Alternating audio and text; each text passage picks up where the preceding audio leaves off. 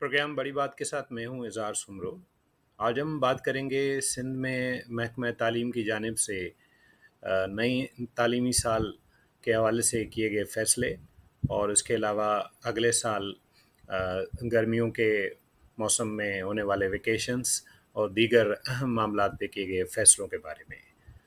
इंतहाई अहम फ़ैसला ये किया गया है कि नया तालीमी साल अप्रैल से शुरू किया जाएगा और अगले साल सालाना इम्तहानात मार्च से लिए जाएंगे ताकि बच्चे मार्च में इम्तिहान देने के बाद नए तालीमी साल यानी अप्रैल में उसका आगाज़ कर सकें। न सिर्फ ये बल्कि उसके अलावा भी कुछ अहम फ़ैसले किए गए हैं जिनमें ख़ास तौर पे गर्मियों की छुट्टियां जून और जुलाई के महीनों में करने का फ़ैसला किया गया है। और उसके साथ साथ एक बहुत अहम फ़ैसला ये भी किया गया है कि गर्मियों की छुट्टियों के दौरान 15 दिन के लिए असातिज़ा की ट्रेनिंग का बंदोबस्त किया जाएगा। मेरे ख़्याल में किसी भी स्कूल के लिए इंतहाई अहम बात ये होती है कि उसका स्टाफ और ख़ास तौर पे असातिज़ा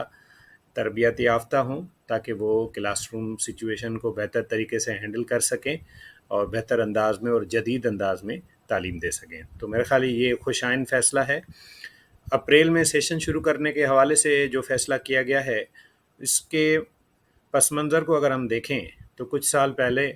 पिछली हुकूमत में ये फ़ैसला किया गया कि नया तालीमी साल अगस्त से शुरू किया जाएगा, जिसकी वजह से एक कन्फ्यूजन क्रिएट हुआ और ये भी देखा गया कि कई शहरों में ख़ास तौर पे प्राइवेट स्कूलों में तालीमी साल हुकूमत के ऐलान के बावजूद अप्रैल में ही शुरू कर दिया जाता था और इस तरह मजमूई तौर पर नए तालीमी साल के शुरू करने के हवाले से बहुत ज़्यादा कन्फ्यूजन रहा। मेरे ख़्याल से अब इस कन्फ्यूजन को ख़त्म करने के लिए जो ये फ़ैसला किया गया है, इसको वेलकम करना चाहिए और नया तालीमी साल जैसे कई सालों दहाइयों से अप्रैल में शुरू होता है, उसको अगले साल हम देखेंगे कि वो अप्रैल से शुरू होगा। स्टीयरिंग कमेटी ने और भी कई अहम फ़ैसले किए हैं जिनको यहाँ हम आपके साथ शेयर करेंगे और बताएंगे कि किस तरह तालीम के हवाले से इस नए निगरान सेटअप ने फ़ैसले करना शुरू कर दिए हैं। स्टीयरिंग कमेटी के इजलास में मौसम सरमा की तातीलात के हवाले से भी फ़ैसला किया गया कि ये तातीलात 20 दिसंबर से 31 दिसंबर तक होंगी। इस तजवीज़ के अलावा दीगर आम छुट्टियों के सिलसिले में भी तजावीज़ दी गई हैं, जिसमें योम कश्मीर, शब मेराज, शब बारात, योम पाकिस्तान, योम अली, शब कदर, लेबर डे, ईद उल फितर और ईद उल अज़हा, आशूरा, योम आज़ादी, चहलम, ईद मिलादुन्नबी, योम शाह अब्दुल लतीफ़ और योम कायद-ए-आज़म की छुट्टियों को बरकरार रखने की भी तजवीज़ दी गई है। ख़ास तौर पे इजलास में ये भी तय किया गया कि ज़िलाई सतह पर होने वाली छुट्टियों की पेशगी नोटिफिकेशन के लिए इंतज़ामिया को पाबंद बनाया जाएगा ताकि इस हवाले से कोई कन्फ्यूजन ना हो।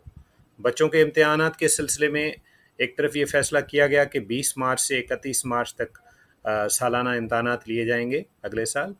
जबकि पहली क्लास से तीसरी क्लास तक के बच्चों के अगले साल भी क्लासेस में सालाना इम्तिहानात नहीं होंगे और उन्हें ऑटोमेटिक प्रोमोट किया जाएगा। इन फैसलों के साथ साथ एक और तजवीज़ जो सामने आई है वो 11वीं और 12वीं क्लास के इम्तिहानात 3 अप्रैल 2024 से लेने की तजवीज़ है, जबकि मैट्रिक के नताइज का ऐलान 31 जुलाई और 9वीं के इम्तिहानात के नताइज 60 दिन के अंदर मैट्रिक के इम्तिहानात का ऐलान किया जाएगा। इस तरह के और भी फैसले किए गए हैं मेरे ख़्याल से जो इस तालीमी सूरत हाल की बेहतरी के लिए मस्मद नज़र आ रहे हैं। अभी ये जो तजावीज़ हैं इनकी हतमी मंजूरी होनी है, लेकिन जो डिस्कोर्स इस इजलास में हुआ है और सिंध की नई तालीम की वज़ीर राना हुसैन ने इस इजलास से मुखातिब होते हुए जो अहम बातें की हैं, उनमें ख़ास तौर पे उन्होंने स्कूलों में खेलों की सरगर्मियों के लिए ख़ास टाइम टेबल बनाने की भी तजवीज़ दी है और महकमा खेल को इस सिलसिले में सारे प्रोसेस में शामिल करने के लिए उनसे मशावरत की भी तजवीज़ दी है। और छुट्टियों के हवाले से भी उनका ये कहना था कि कुछ अहम शख्सियात के नाम पर छुट्टी मनाना बेहतर होगा या स्कूलों में बच्चों को हाज़िर रख कर हम उन शख्सियतों के बारे में बातचीत करें, वो बेहतर होगा। ये भी एक इंतहाई अहम और बहस तलब मामला है। ना सिर्फ ये कि ان چیزوں پہ ڈسکورس ہوا ہے، لیکن اس کے ساتھ ساتھ ہم نصابی سرگرمیوں کے حوالے سے ٹائم ٹیبل تجویز کر کے دن مخصوص کرنے کی بھی بات کی گئی ہے۔ میں سمجھتا ہوں کہ سندھ میں تعلیم کے حوالے سے جو یہ فیصلے اور یہ جو تجاویز سامنے آئی ہیں، امید ہے کہ آنے والے دنوں میں اس حوالے سے حتمی فیصلہ کیا جائے گا اور اس کا باضابطہ اعلان کیا جائے گا، جس سے سندھ میں تعلیم کی صورتحال سرکاری اور نجی اسکولوں میں بہتر ہونے میں مدد ملے گی۔